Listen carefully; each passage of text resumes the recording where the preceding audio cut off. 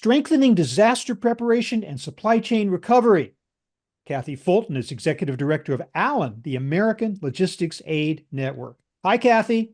Hey, good afternoon. It's great to be with you. Thank you for being with me. Kathy, tell us briefly about the work of ALAN. Sure. So Allen is a 501c3 nonprofit. We were actually formed by members of the supply chain and logistics industry to be their response arm. What does that mean? Well, we exist to make it easier for businesses to do good work, to use the skills and expertise and knowledge that they do, for their business every day, to apply that to disaster relief situations, whether that's donating logistic services like transportation, warehousing, or material handling equipment, leveraging their expertise, or volunteering. So that's what we're here for. Not to date myself, but you guys, I remember when you were formed, it was like, what year? It's been a while, right? It was 2005 because it was Hurricane Katrina. So Right. we're 19 years You here in hit the August. ground running, and Absolutely. wow. And of course, nowadays your services are in greater need than ever before. Um, let's start just by talking more specifically. What is this Supply Chain Intelligence Center? Is that a new aspect of ALAN? What does that do? Yeah, so our Supply Chain Intelligence Center is something that actually we launched during COVID, because if you recall back in the early days of COVID, every state, every county, every jurisdiction had their own rules on what you could or couldn't do. Did you have to wear a mask? Did you Yeah. have to have a curfew? There were certain, even the state of Pennsylvania at one time shut down rest stops. So we needed a way to keep up with all of those, what we called non-pharmaceutical interventions. So we partnered with Everstream Analytics. They have a platform that is map-based, and we captured all of those non-pharmaceutical interventions. Now, we're mostly through COVID with various surges here and there, but but nowadays we use that to keep up with everything that's happening at the major points of infrastructure, of supply chain logistics infrastructure around the country. So we have on our map, we have ports and airports. We have all of the truck parking areas. And at any time you can log on and you can see the real-time weather information for that location. Even better than that, you can see the predictive, because Everstream Analytics is a predictive AI platform. You can see what's going to happen in the next 10 days, whether it's temperature or wind or water or rain. All of those things are captured within that platform. It's super because it allows both our nonprofit partners and our business partners to see what's going on with the infrastructure that they have to traverse for as part of their logistics and supply chain operations. So, if they, I'll pause there. In your nearly 20 years of existence, you must have learned a lot of lessons and learned how to sharpen your approach and improve your approach. You now have access to better technology, better intelligence. With that in mind, we'd love to hear some tips from you for our logistics community as to how you go about, number one, assessing the life cycle of a particular disaster and then keeping tabs on it. Yeah. So I had a friend remind me recently that the best thing to do is to always go back to your basics, right? Whenever there's a crisis afoot, always go back to your basics. So it's very simple. We tell people, make sure you understand your suppliers and your customers. Think about mapping your supply chain, right? Think about what's critical. What are your critical inputs and outputs? What's most important to you? Is it your employees? Is it your product? All of those things, right? And have a plan to respond in the event of a crisis. Now, how do you keep on top of it real time, right?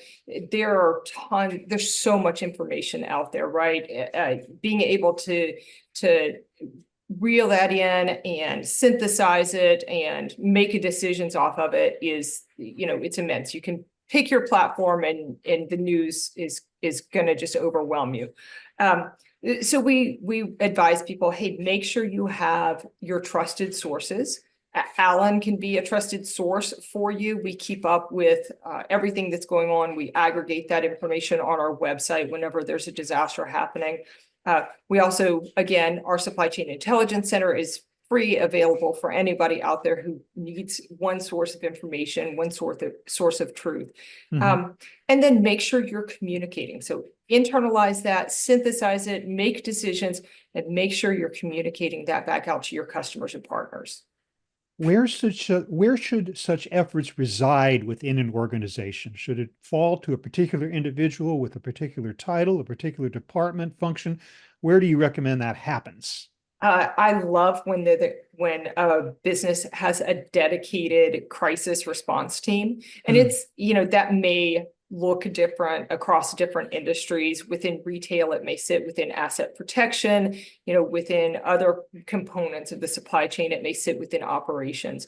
But as long as you have someone whose responsibility, someone or someone's whose responsibility it is to keep up with what's happening with crises, then you're going to be in a much better position when it's just, a portion of somebody's job. So I not advise. so much the precise title then of that Yeah, individual, it's the fact you have one at all, right? exactly. And Mhm. even small organizations, you can have someone who's fractional doing this. It's a portion of their time, but make sure that they are well connected with a network of others who can support them.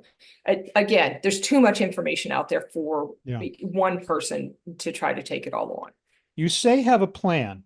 I know Mhm. it's not as simple as that sounds. It I'm wondering never the is. form that, yeah, the form that a plan should take. I mean, we hear about these so-called playbooks, whether they are literal playbooks or figurative playbooks, something you could pull down off the shelf in an emergency, open it up and say, here's what we're doing now. What, tell me more about what form those plans should take. Yeah, that's a great question. They're going to look a little bit different regardless, depending on the sector. They're going to Mhm. look a little different, depending on the sector. But what I would say is think about what's most important to you. Think about your people, think about your plant, think about your processes, think about your technology. Make sure that you have a plan for addressing all of those things and communicating all of those things efficiently. I'll Mhm. tell you that FEMA, via their ready.gov program, has just some basic templates that are easy to go and pull and fill out.